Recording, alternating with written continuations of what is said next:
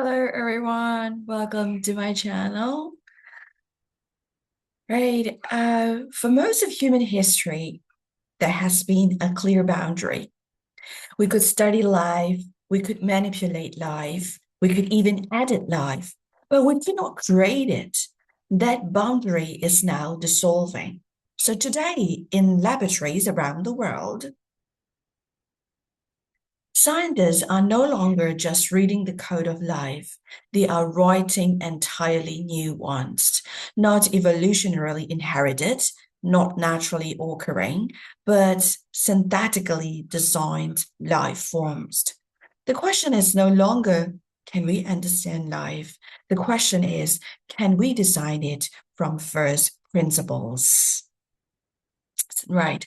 So in this part one, I want to talk on, let me write it down here for you.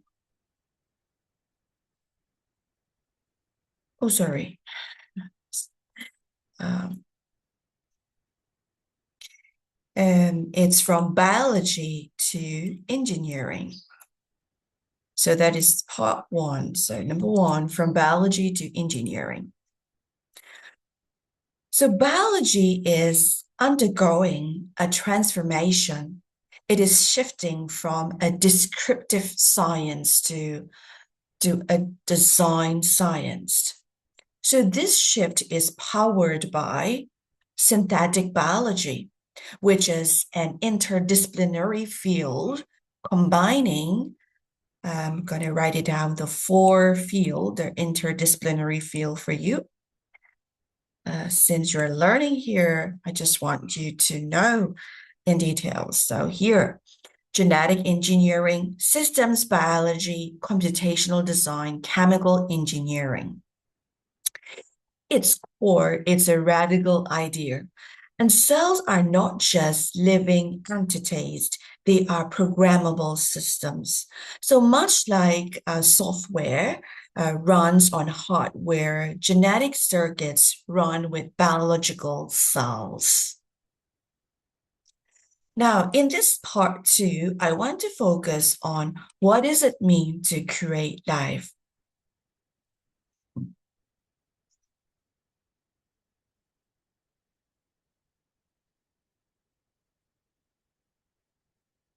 Let us define our terms carefully. Creating artificial life does not necessarily mean building a human from scratch. Uh, only that can be only done by God, our creator. But here, what I'm saying is like it involves designing minimal cells with only essential genes and constructed synthetic genomics and engineering novel metabolic pathways and creating organisms that do not exist in nature. So, first one, we are just minimal cells, designing minimal cells. That's what we're going to do. And the second one, it's synthetic genomics. And the third one is the novel metabolic pathways.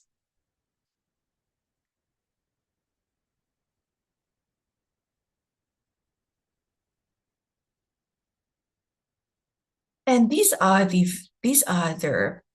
um, that's how we're going to build up creating artificial life. And we're going to create, and the last one is we're going to create organisms that do not exist in the future. So organisms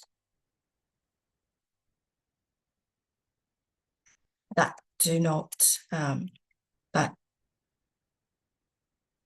does not existentiate, existential.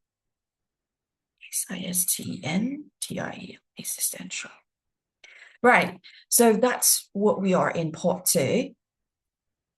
Yeah. And part three. In this part three, I would be talking on the synthetic life, right? The synthetic life. So what is the synthetic life? How do we going to do this synthetic life? How do we do it?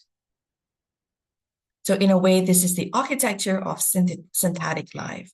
So to create life, we must understand its architecture. Synthetic biology approaches this through modularity. So the first one is parts. So parts consist of genes, promoters, regulatory elements, and the second part, devices, which includes functional gene circuits, and the third, which is systems, integrated biological behaviors. So this mirrors engineering disciplines. So PDS, we can say PDS, parts, devices, systems. Parts, devices, and systems. That's how we can create a synthetic life. We are building from top of that, we're building biological sensors, biological logic gates, biological actuators, and cells are now, they can be engineered to detect toxins, produce pharmaceuticals, generate biofuels, even compute logical operations. So this is life as a designed system. Now, in this part of the lecture, part 4, we'll say, let's look at this first one, minimal cells, the essence of life.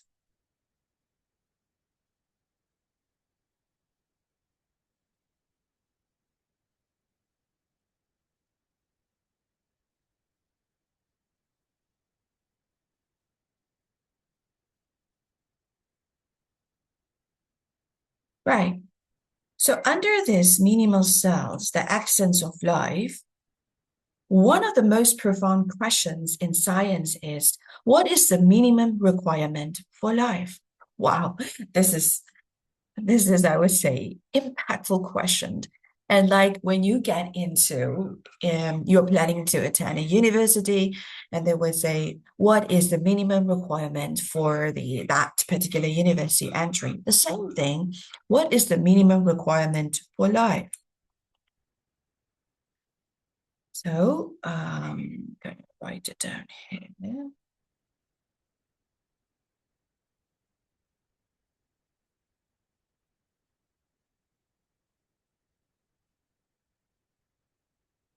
Or continue.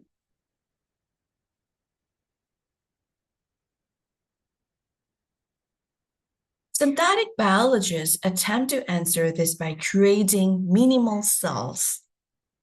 So they start to create minimal cells, organisms stripped down to only the genes necessary for survival. So these cells reveal the core process of life, hidden dependencies between genes, the irreducible complexity of biological systems. But they also expose something deeper. Even the simplest life form is astonishingly complex, which raises a paradox. We can simplify life, but we still do not fully understand it. Now, in this part, the next part, part number 5 in this lecture, let me talk on xenobiology, which is life beyond natural rules. You can look it up more online. You can search more if you are intrigued of this topic, xenobiology. So what is xenobiology? We are now moving into even more radical territory. Xenobiology. So this involves creating life forms with alternative biochemistries such as non-standard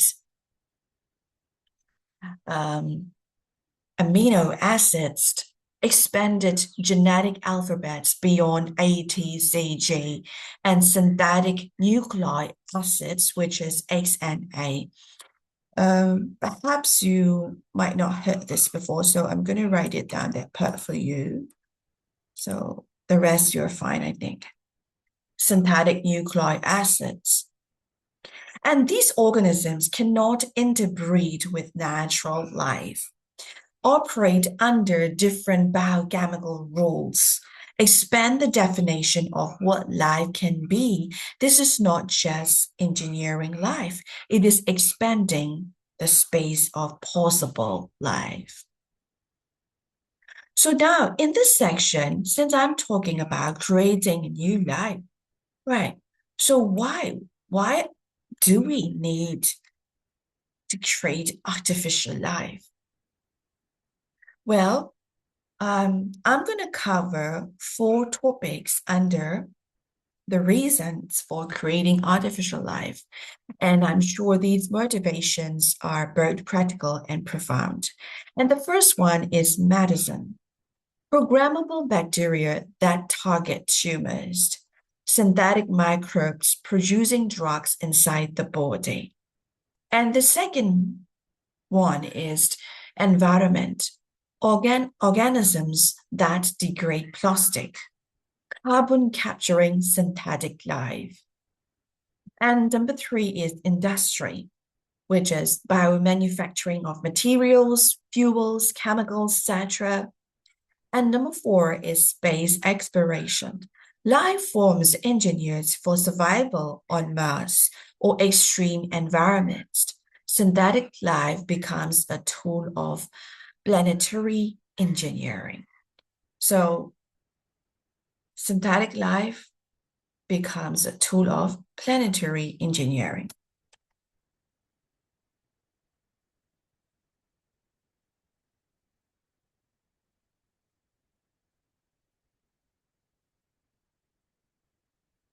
Right. Now, in this part, I want to talk as computational term, biology as code. How can we see biology as code?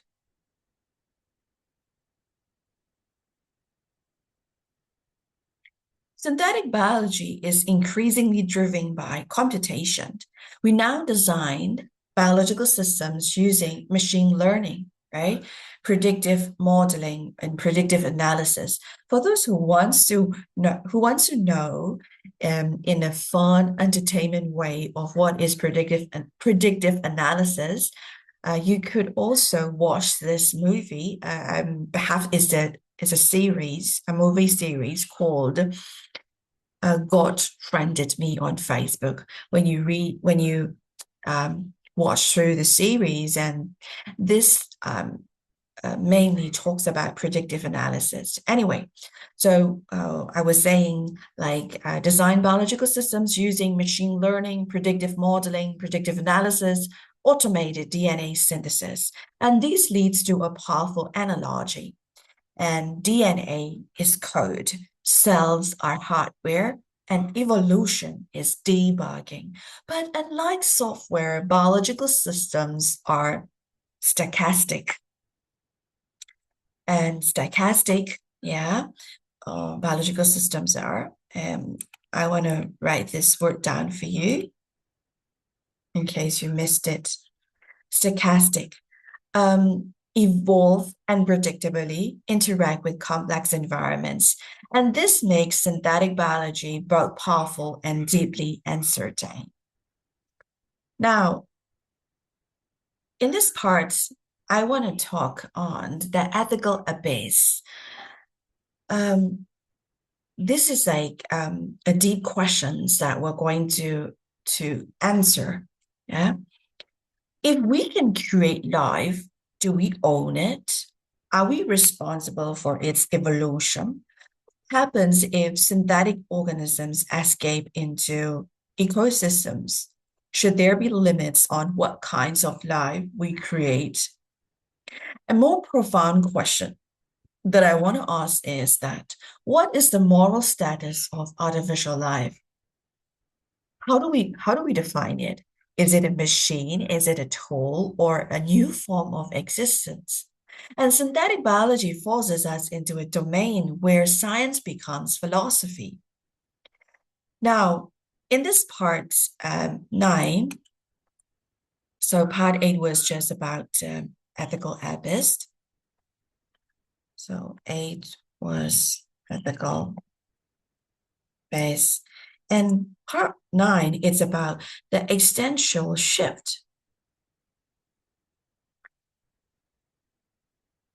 For millennia, life has been shaped by natural selection, random mutation, environmental pressures.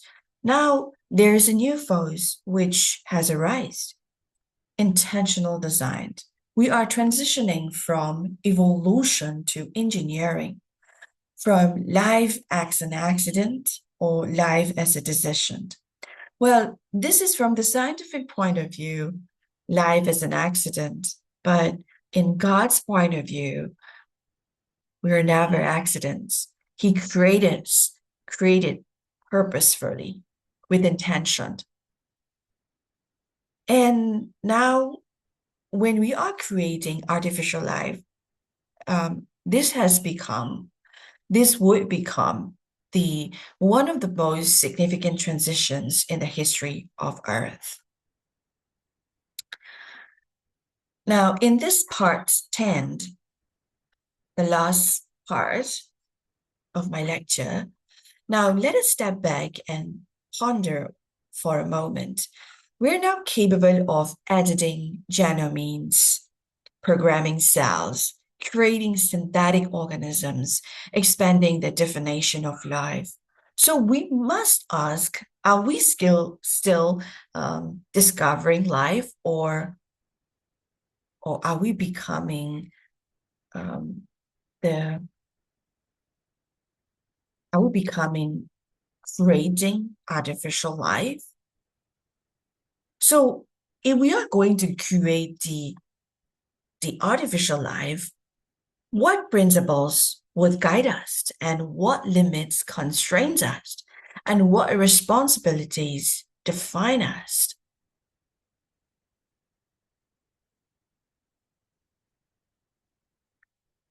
So as a closing, in the beginning, life emerged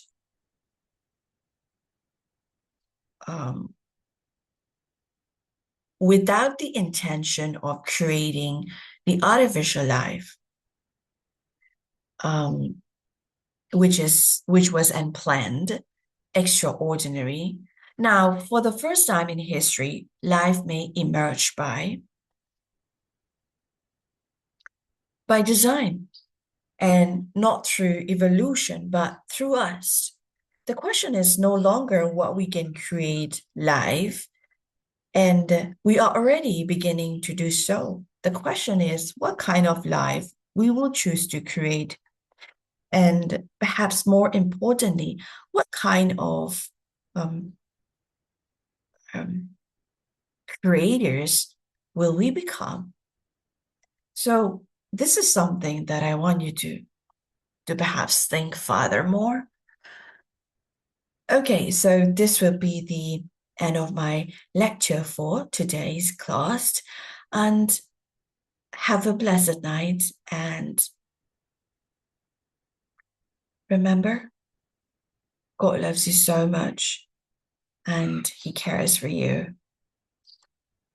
And I see you in my next lecture. Have a lovely night. Goodbye.